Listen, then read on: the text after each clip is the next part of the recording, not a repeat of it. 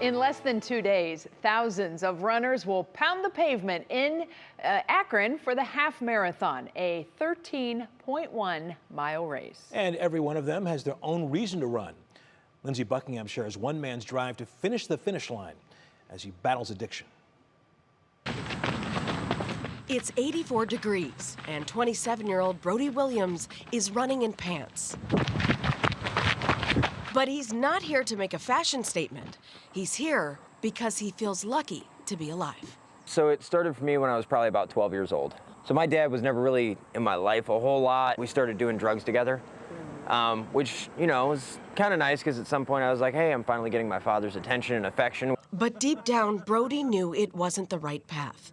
He started drinking at 12, and it only escalated from there. By the time I was in high school, it was crack cocaine and heroin and, you know, more serious drugs. After years of rehab, relapses, and prison stints, he had a breakthrough. I just kind of got tired of it all. Because it's easy to say, hey, I love you, but when my actions don't reflect that, I get tired of living my life feeling like a burden because all I do is take from everybody. Brody has been clean for over 10 months.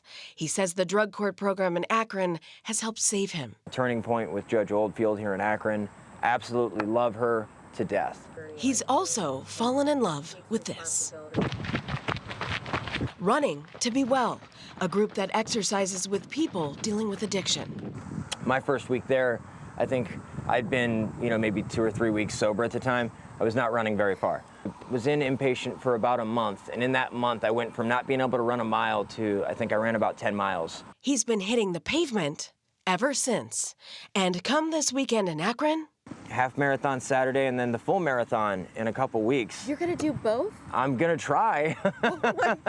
today, Brody's in a sober living house and has support in his wonderful fiance and mom. He's also working on his degree with ambitions to become a drug and alcohol counselor. It hasn't been an easy road. But it's well worth it in the end. I mean, to be able to be an active participant in the relationships of my life today, to be able to give to the people that I love and care about instead of just take, those are invaluable. I mean, those are things that I can wake up in the morning and say, you know what, I like who I am today. Lindsey Buckingham, 3 News.